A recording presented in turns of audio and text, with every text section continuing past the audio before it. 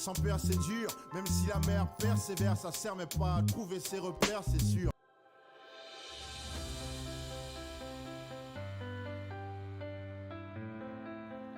Il y a une phrase qu'on entend souvent dans nos quartiers, dans nos familles, dans nos discussions.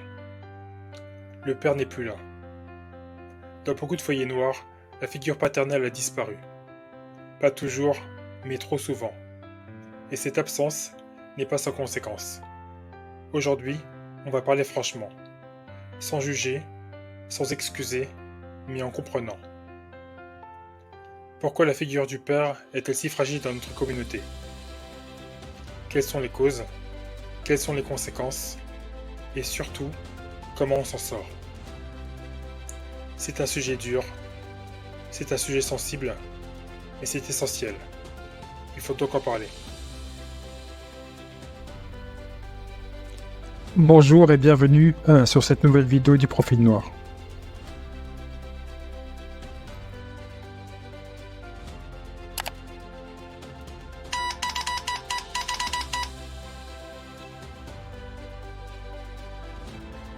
Aux États-Unis, en 2023, 64% des enfants afro-américains grandissent sans leur père biologique. 64%, c'est presque 2 enfants sur 3. Chez les Blancs, ce chiffre tombe à 24%. En France, on n'a pas de statistiques ethniques officielles. Mais dans nos quartiers, là où il y a une forte population africaine, les familles monoparentales dirigées par des mères seules explosent. Et cette absence, elle a un prix. Échec scolaire, délinquance, mal-être, perte de repères. Une étude du National Fatherhood Initiative montre que les enfants sans père sont 2 fois plus susceptibles de décrocher à l'école, 4 fois plus susceptibles de vivre dans la pauvreté, 5 fois plus à risque de commettre des délits.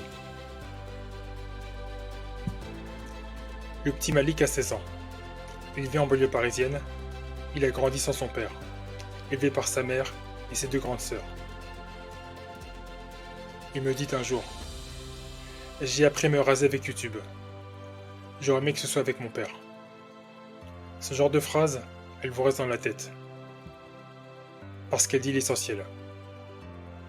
L'absence paternelle n'est pas juste une question économique. C'est un vide affectif, éducatif, identitaire. Parfois, ce sont les mères qui empêchent aux pères d'avoir accès à leurs enfants. Mais souvent, soyons honnêtes, certains hommes fuient. Ils font des enfants, ils ne les élèvent pas. Pourquoi? Peur, immaturité, pauvreté. Mais cette fuite laisse des cicatrices. Des femmes épuisées, des enfants perdus, une communauté désorientée.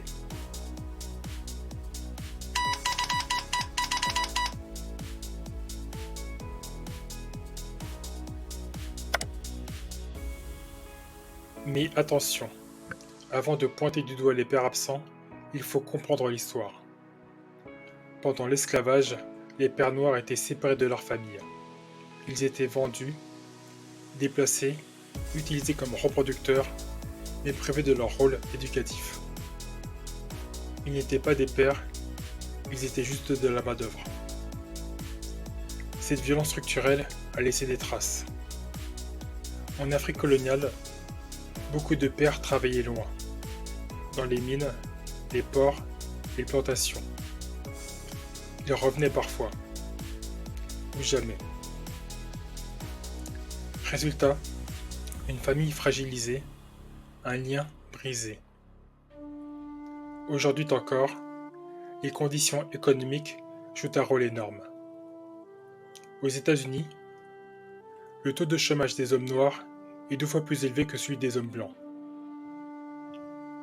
En France, un jeune d'origine africaine a 3 fois moins de chances d'être embauché, même avec un bon diplôme. Imaginez, comment se sentir digne de fonder une famille quand on n'a même pas de quoi la nourrir? Alioune, 35 ans, me dit un jour: je voulais être un bon père. Mais sans boulot, j'avais honte. Alors j'ai fui. Ce n'est pas une excuse, mais c'est une réalité. Et puis, il y a le regard de la société. L'homme noir est souvent perçu comme un danger. Violent, fuyant. Quand on vous colle cette étiquette dès l'enfance, comment construire une image positive de vous-même en tant que père? Enfin, il faut le dire, parfois, les systèmes sociaux n'aident pas. Certaines aides sont plus avantageuses quand le père n'est pas là. Ce n'est pas un jugement, c'est un fait. Et tout ça participe au même cercle vicieux. Moins de stabilité égale moins de père égale plus de fragilité.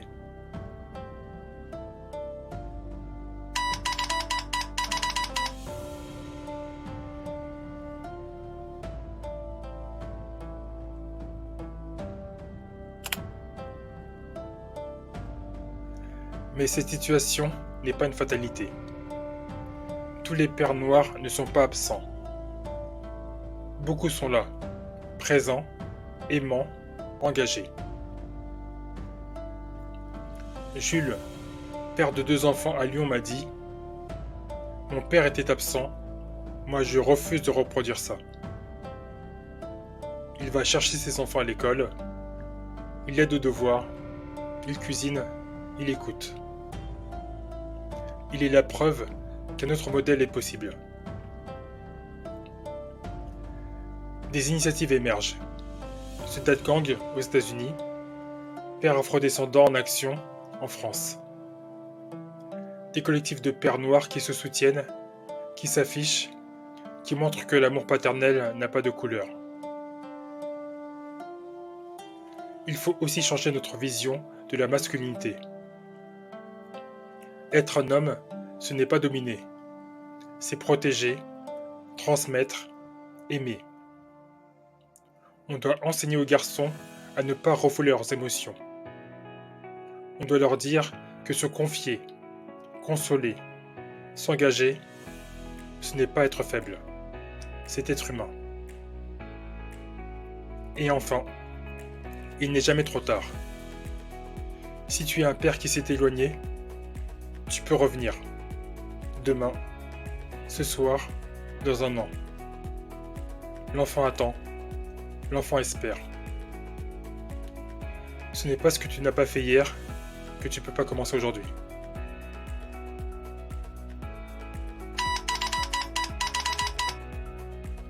L'absence du père, c'est une blessure profonde, mais elle n'est pas incurable. Elle demande du courage, de l'écoute, de la reconstruction. Il faut briser les chaînes de l'histoire, combattre la précarité, revaloriser la figure du père noir. Parce qu'un père, ce n'est pas juste un géniteur. C'est un guide, une épaule, une force, une boussole.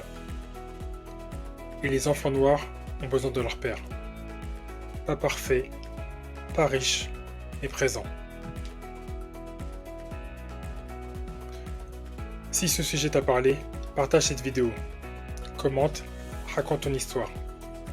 Et surtout, n'oublie pas, ce que tu n'as pas reçu, tu peux le transmettre. À ton tour, sois ce père que tu aurais voulu avoir. Si tu es resté jusqu'à la fin de cette vidéo, merci de l'avoir regardé. Si tu l'as apprécié, n'hésite pas à mettre un like, un commentaire et à t'abonner. Cela permet de rendre les vidéos plus visibles pour l'algorithme de YouTube.